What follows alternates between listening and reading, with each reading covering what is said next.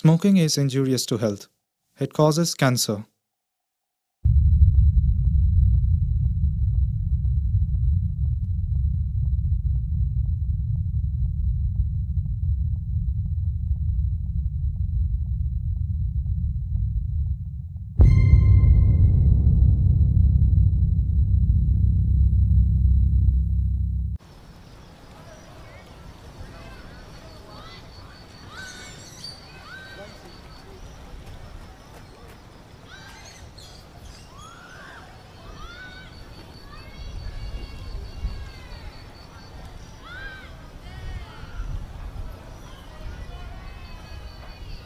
ভাই এই নিয়ে দুবার।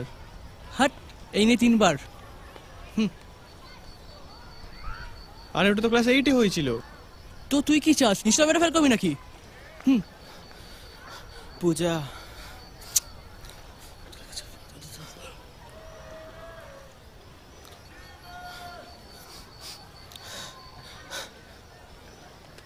আরেকবার ফেল করলে কিন্তু স্কুল থেকে তাড়িয়ে দেবে। হ্যাঁ, তার আগে বাবাই আমাকে বাড়ি থেকে তাড়িয়ে দেবে। পূজা। আরে দূর, এই একটা ছেলে শালা এখন ওই মেয়েটার ছবি দিয়ে তাকিয়েছে। দেখ শালা, যেই মেয়েটার জন্য এত কিছু করলো সেই মেয়েটা 2 বছরের সম্পর্কটা 2 দিনে শেষ করে চলে গেল। হাট। আরে দেখ, তুই একদিন ক্লাসে টপ করতিস আর আজকে ওই মেয়েটার পারলে পরে আমাদের মতো ফেল করলি। হাট।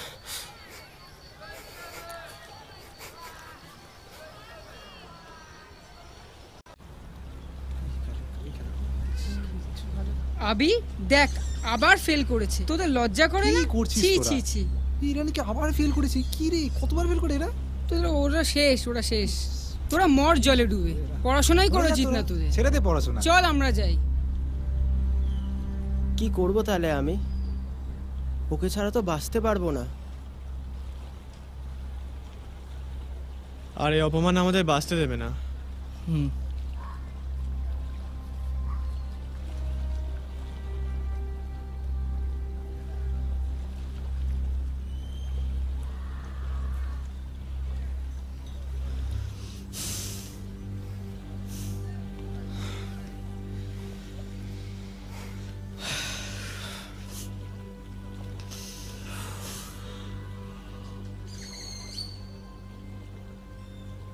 তোরা কি ওটাই ভাবছিস যেটা আমি ভাবছি?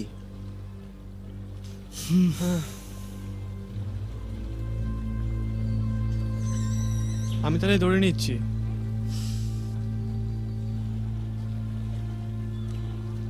আমি তাহলে কাল সকালে হাইওয়ে যাচ্ছি। ভাই তোরা দুটোই নিয়ে নিলি, তাহলে আমি ভাই 7টাই নিই। কিন্তু কিন্তু আমার তো 3 তলা বাড়ি, না বললে? ভাই পরের দিন প্লিজ ভাই ছুঁড়ে ফেলে দিস আমাকে আবার, প্লিজ। মানে আমরাও তো মরবো নাকি? হ্যাঁ, সেটাও তো ঠিক। তাহলে তাই হোক। কাল যদি কেউ বেঁচে থাকি তাহলে এখানে এই সময় দেখা হবে, ঠিক আছে? ঠিক আছে, চ।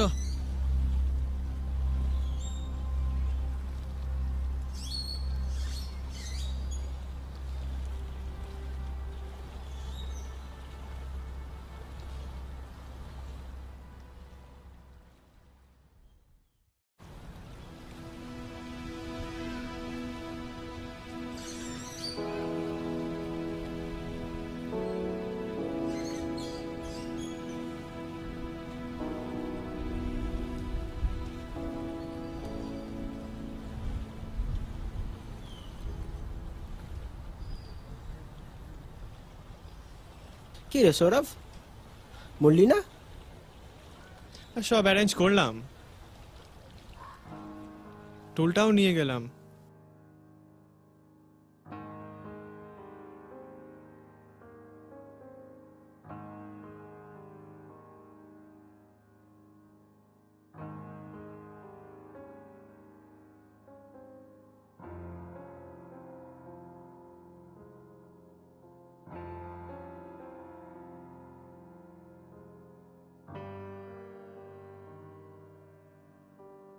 বুঝেছি, গরম লাগছিল বলে পাখন করে টাইম মারছিলি। হাট, টুলে উঠেছিলাম তো আমি।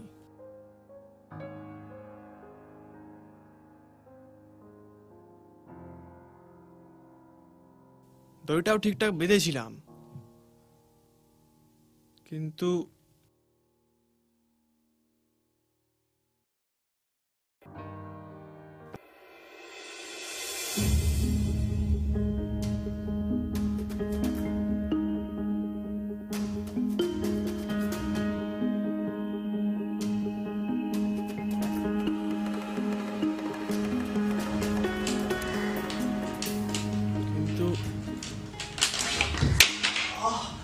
গেটটা খুলে পড়ে যাই, পিঠে এখনো ব্যথা। 19 বছর বয়স হয়ে গেল এখনো দড়িতে গিট বাঁধা শিখলো না। আর সুমন, তোর কি হলো? গেছিলাম ভাই কাল ছাদে।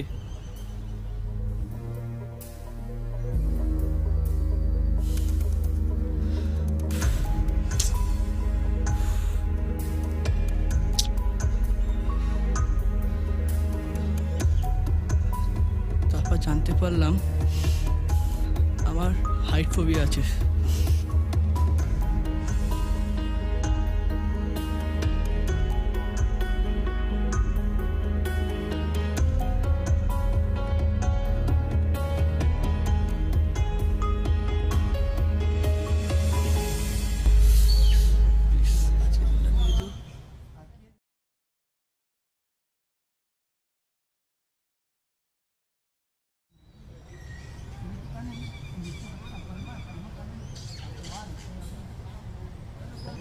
বাবাই, ছাড়, কালকে মরবো একেবারে। হ্যাঁ হ্যাঁ বাবা, আসছি।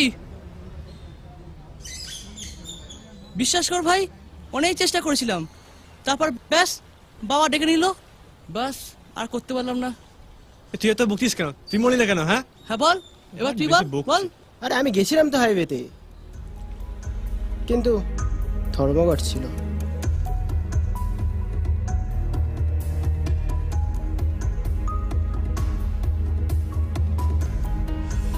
দু তিনটে লরি চলছিল, কিন্তু ঠিক পোষালো না। তো তোর সুসাইডের জন্য কি বিএমডব্লিউ ভাড়া করে আনতে হবে নাকি? হ্যাঁ, আরে লরিতে তো সবাই মরে, একটু আলাদাভাবে না মরলে নিউজ পেপারে ছবি উঠবে না। সব ছাড়, এবার কি হবে? হ্যাঁ ভাই, সেটাই, কিছু করতে হবে।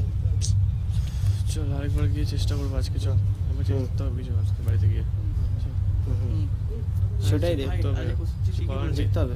হ্যাঁ। মরবই। কিছু কর। কি বলবো? করতে হবে। এক্সকিউজ মি, হুম, একটু বসতে পারি? হ্যাঁ হ্যাঁ বসুন। বসুন।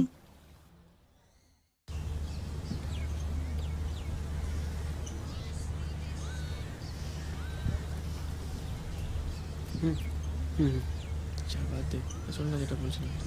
কি বলছিলাম? আরেকটা আবার ট্রাই করবো। যদি কিছু মনে না করো, তোমরা কি সুইসাইড নিয়ে কথা বলছিলে? না মানে পেছন দিয়ে আমি শুনতে পাই, তাই আর কি। যদি একটু বলো, খুব অসুবিধা হবে নাকি? ছাড় তো, বলে দি কি আছে। না না বলিস না, তাকে বলে দিচ্ছি। ছাড়, বলেই দি। তাকে বলে দিচ্ছি। না মানে কি আর বলবো, আমরা না লাইফে সেরকম কিছু করতে পারলাম না। আমাদের মা বাবা এত কিছু করলো আমাদের জন্য, কিন্তু আমরা তার রিটার্নে না 1% না ফেরত দিতে পারলাম না। আর সমাজ, আজকালকার সমস্ত ছেলেদের ট্যালেন্ট বা ব্যবহার দিয়ে তাদের চেনে না। তারা পরীক্ষার খাতায় কত পার্সেন্টেজ মার্কস পেয়েছে তা দিয়ে তাদের বিচার করে নেয়। কিন্তু জানেন, ঠিক সেখানেই না আমরা বারবার হেরে যাচ্ছি। পারি না এই পরীক্ষার যুদ্ধে আমরা সফল হতে। তাই আর কি, সমাজে মাথা উঁচু করে বেঁচে থাকার অধিকারটাই আমরা হারিয়ে ফেলছি। তাই আর বেঁচে থেকে লাভ কি? মার্কস নেই বলে কোনো সম্মান নেই, ট্যালেন্ট নেই, ভালো ছেলেদের সাথে মেশার অধিকারটুকুও নেই। তারাও যদি আমাদের মতো বিগড়ে যায়,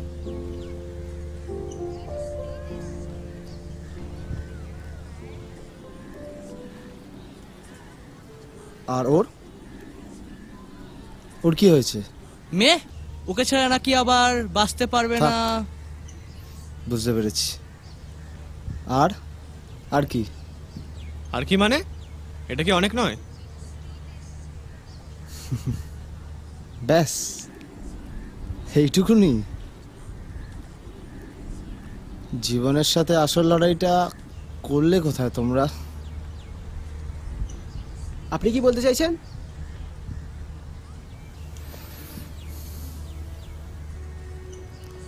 ছোটবেলা থেকেই আমি কবিতা লিখতাম।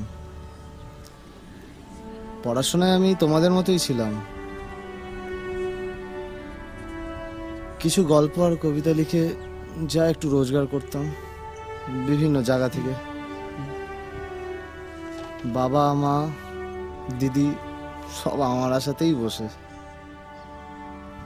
বাবা রিটায়ার হওয়ার পর পয়সার অভাব আমাদের গিলে খায়। দুবেলা পেটে ভাতও জোটেনি। একদিন একটা পাবলিশার আসে, অনেক স্বপ্ন দেখায়।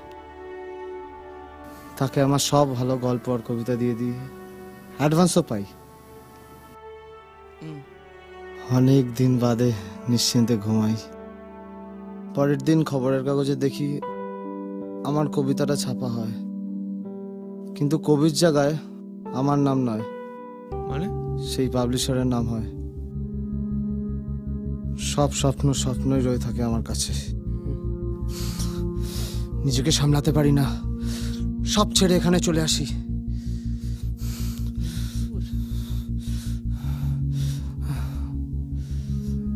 ভুল করেছিলাম। যদি তোমাদের জায়গাটা পেতাম না,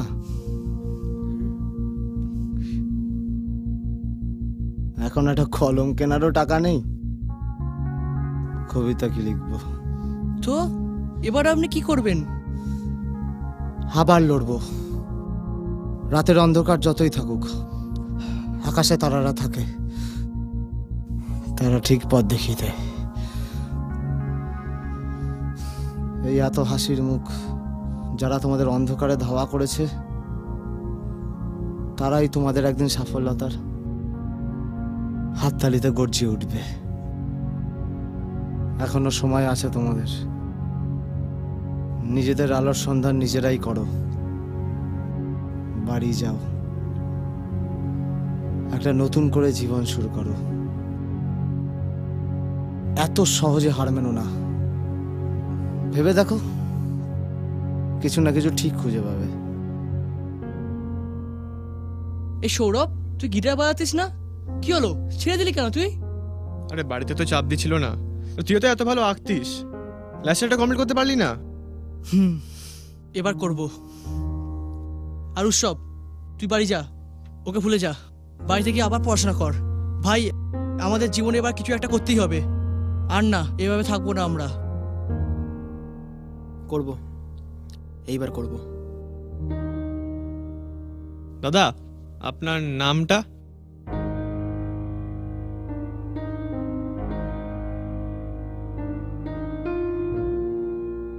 রক্তিম চ্যাটার্জি।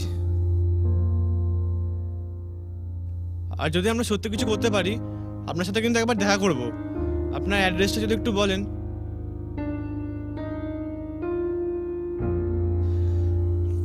21/B, Ballygunge place.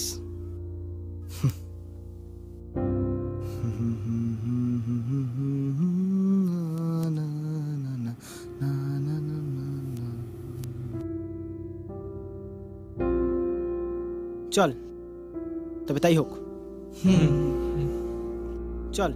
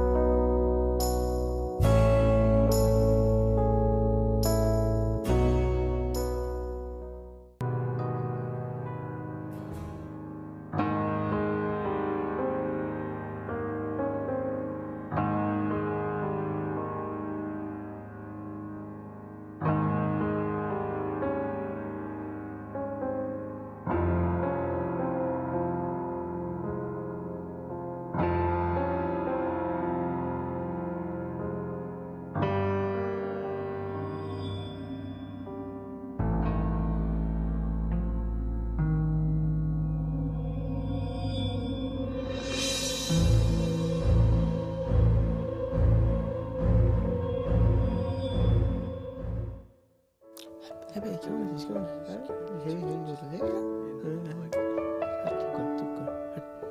সৌরভ, ইউটিউবে ভিডিওগুলো দেখলাম ভাই, ব্যাপক, অনেক ভিউ পেয়েছিস তো। হ্যাঁ ওই আর কি, ওই ইউটিউবের ভিডিওস আর কনসার্ট ওটাই চলে যাচ্ছে, ওখান থেকে যা ইনকাম করা করছি, বাবাকেও দিচ্ছি অল্প স্বল্প ওখান থেকে যা চলে যাচ্ছে আর কি। আর তুই বল, তুই তো আবার টপ করলি। আর বল, ওই মেয়েটার কথা এখনো মনে পড়ে? মাঝে মাঝে পড়ে, বাট ইটস ওকে। কালকে রবীন্দ্র সদন গেছিলাম, ওখানে আর্ট গ্যালারিতে দেখি সুমনের কত ড্রয়িং, দেখেও ভাল লাগলো। জিও ভাই, সত্যি ভাই, জীবনে আমরা চেষ্টা করলে কি না করতে পারি। আচ্ছা, ওই লোকটার কথা মনে পড়ে? সেদিন যদি আমরা হার মেনে নিতাম, যুদ্ধ না করতাম, তাহলে না এই দিনটা দেখতে পেতাম না ভাই, কোনোদিন না। আচ্ছা চল না, একবার দেখা করে আসি লোকটার সঙ্গে, ভালো হবে তো। আজকেই চল। চ চ।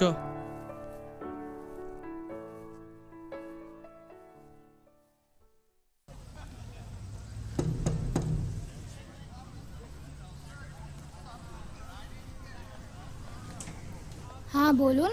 আচ্ছা, এটা কি রক্তিম চ্যাটার্জির বাড়ি? আপনারা? আসলে উনিই অ্যাড্রেসটা দিয়েছিলেন, ওনার সাথে আসলে পার্কে দেখা হয়েছিল। ও, তোমরা এসো।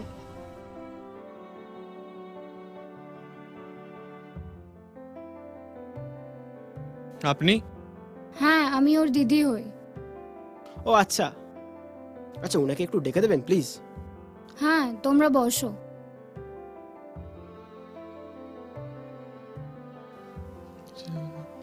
সেটাই যায়। এটা দেখো, এটাই ওর সব ছিল।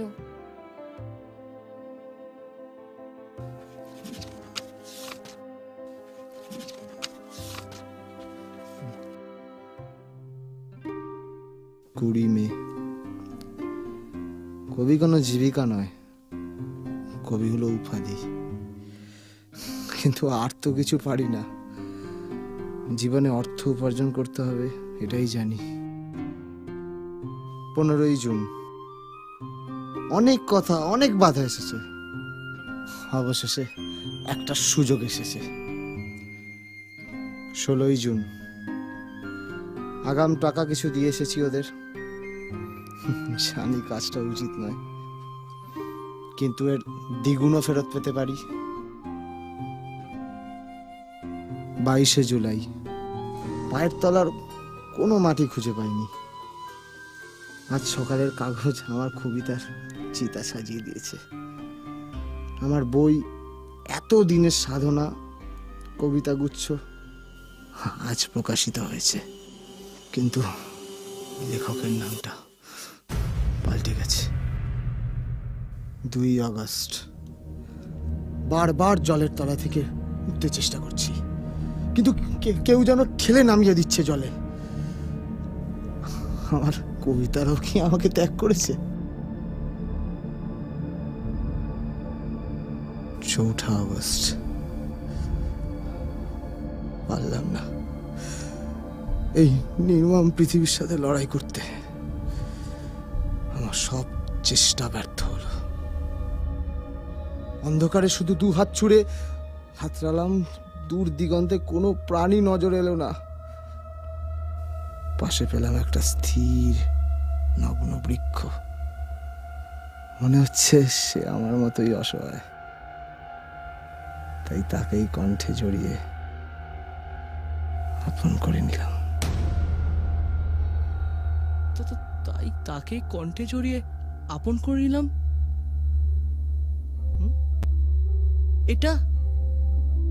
এটার মানে কি? হ্যাঁ, ও আর পারেনি এই স্বার্থপর পৃথিবীর সাথে লড়াই করতে। 3 বছর হয়ে গেল।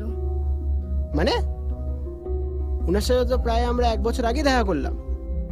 শুধু তোমরা না, তোমাদের মতো অনেকেরই সাথে দেখা করেছে, যারাই ওই জায়গাটায় বসে, যারাই সহজে হার মেনে নেয়। ও তাদের কাছেই যায়, তাদের সাবধান করে দেয়, যাতে ওর মতো বোকামি আর কেউ না করে, যাতে আর কোনো দিদি তার ভাইকে না হারায়।